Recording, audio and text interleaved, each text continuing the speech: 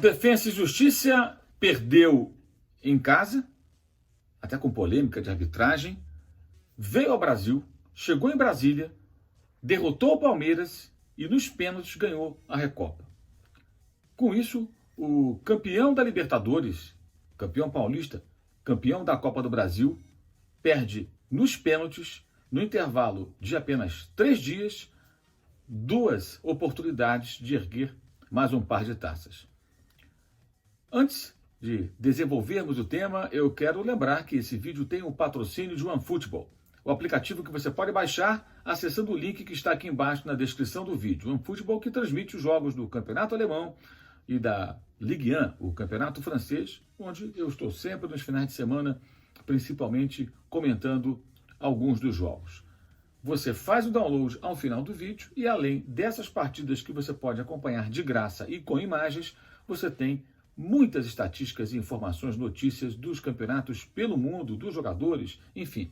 Aliás, os números, as estatísticas de Palmeiras 1, Defensa e Justiça 2, com vitória do time argentino nos pênaltis, você verá passando aqui do lado, durante esse comentário. Bem, o Defensa jogou melhor na Argentina, especialmente se nós considerarmos que é uma equipe de investimento muito inferior àquele que foi feito no elenco palmeirense. Perdeu o jogo, é verdade, uma falha do goleiro saindo no segundo tento palmeirense. Houve um gol anulado do time argentino que gerou muita polêmica, mas o Defensa e Justiça veio até o Brasil, tomou 1-0, virou o jogo, jogou com um homem a mais no segundo tempo, mas já na primeira etapa, quando eram 11 contra 11, tinha mais posse de bola, finalizava mais. Aquele Palmeiras do segundo tempo contra o Flamengo no domingo, que até dominou o jogo e teve mais posse e buscou o empate quando perdia por 2-1, ele ficou no domingo. Ele não entrou em campo nessa quarta-feira à noite. Voltou o Palmeiras do Abel Ferreira, aquele Palmeiras da ligação direta, aquele Palmeiras do jogo muito parecido com o que é proposto por tantos técnicos aqui no Brasil. Aliás, coincidência ou não, e aí não é uma ironia, coincidência ou não mesmo, o Palmeiras jogou mais com a bola no pé, tentando assumir o controle do jogo e buscar o resultado. É verdade, estava perdendo, mas isso aconteceu de forma mais acentuada no segundo tempo do jogo com o Flamengo no domingo, no mesmo estádio Mané Garrincha em Brasília, sem o Abel Ferreira, que fora expulso pelo árbitro Leandro Voada e depois reclamar barbaridade desde o momento em que a bola rolou.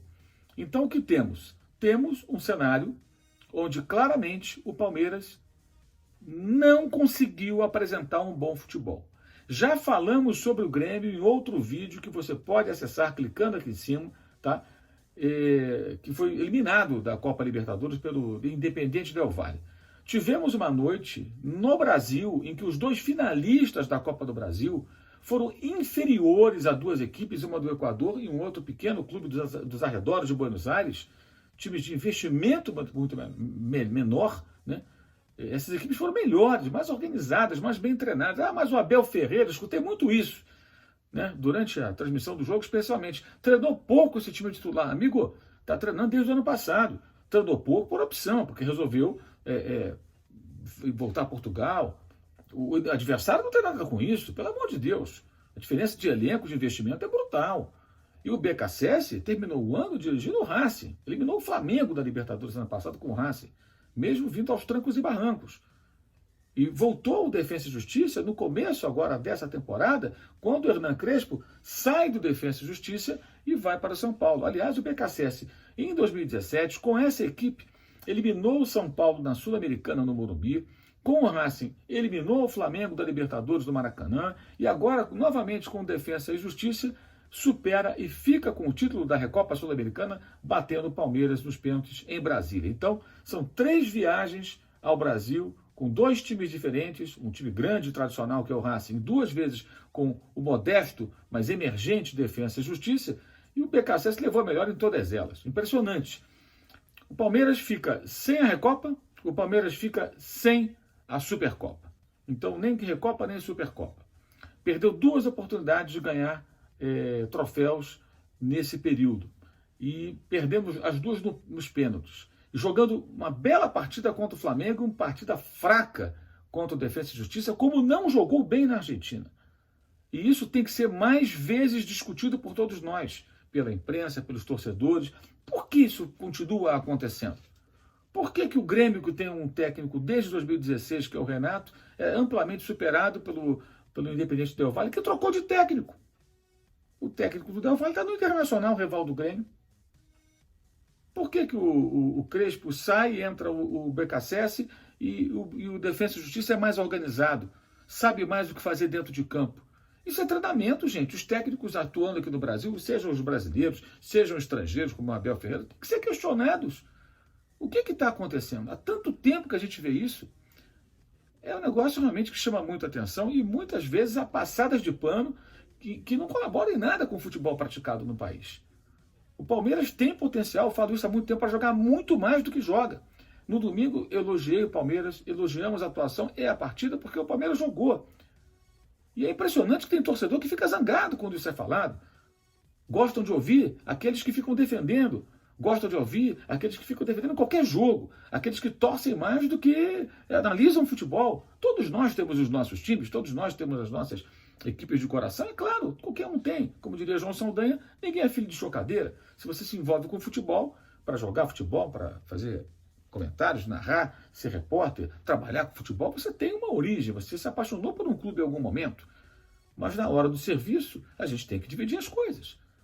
E não é possível que as pessoas não percebam isso, que o Palmeiras é um elenco subaproveitado, que ganhou a Libertadores, como também outros técnicos e outros times que não eram brilhantes ganharam, jogando muitas vezes o futebol aleatório. Então, o que acontece? O título se comemora, a taça se ergue. Fica na história, mas o futebol tem que ser discutido e a qualidade do futebol, porque a história continua se repetindo desses fiascos diante de times inferiores, e foi exatamente o que vimos nesses dois confrontos entre o Defensa e Justiça e o Palmeiras. O time argentino foi melhor, jogou melhor, se propôs a jogar futebol de forma mais organizada, buscando o ataque, buscando o gol, não rejeitando a bola, com os jogadores inferiores. Para quem não sabe, o Defensa e Justiça é um clube fundado na metade do século passado e que passou a ter futebol profissional lá pelos idos de 1977, 78. Clube de quarta, terceira divisões do futebol argentino, clube pequeno de Florencio Varela, que é ali nos arredores de Buenos Aires, na região metropolitana da capital argentina. Esse time sempre foi inexpressivo, nunca figurou entre os grandes, nem era um habitué da primeira divisão do futebol aqui do país vizinho. Mas o empresário Christian Braganich, que tem mais de 100 jogadores sob contrato, uma infinidade de técnicos, o Ariel Holan, que hoje está lá no Santos, também empresariado por ele, como o BKSS, como o Diego Coca, campeão argentino com o Racing, como o Cudê, tantos outros passaram ou ainda estão sob contrato com esse poderoso empresário argentino, que é um dos donos do Elche, um time da Espanha, e que tem, inclusive, tentáculos internacionais, como no Chile, onde o União La Calera, que está na chave do Flamengo na Libertadores, também recebe jogadores intermediados por esse empresário. Então, a partir dessa parceria, com uma estruturação que o clube também desenvolveu, o Defensa e Justiça passou a montar boas equipes. Foi vice-campeão argentino em pontos corridos. E em 2019, perdeu o título para o Racing. Racing com o Cudê, Defensa e Justiça com o BKSS.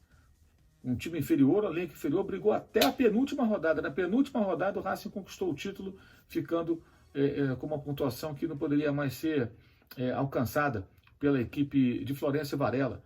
Mas é um time pequeno, é um time que utiliza basicamente jogadores que são refugos de equipes maiores, que não estão em boa fase e vão para lá, e ali o time vai se montando, o garoto que é revelado, o outro. Não dá para comparar com os investimentos que faz o Palmeiras. E o Palmeiras não é porque perdeu, a derrota até pode acontecer circunstancialmente, mas o Palmeiras, nos dois jogos, o que vimos? O Palmeiras jogar menos bola, o Defensa e Justiça jogar mais bola, jogar futebol de melhor qualidade, mais organizado, mesmo com jogadores inferiores.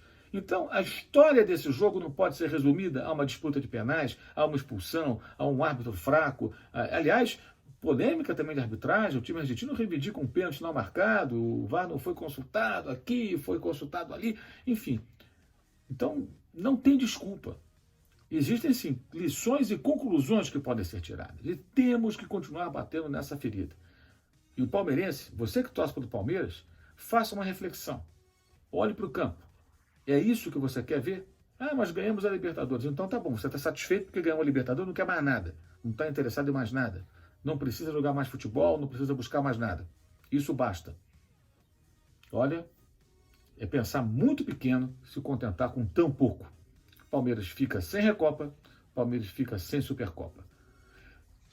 Mas há quem considere que está tudo bem. Saudações.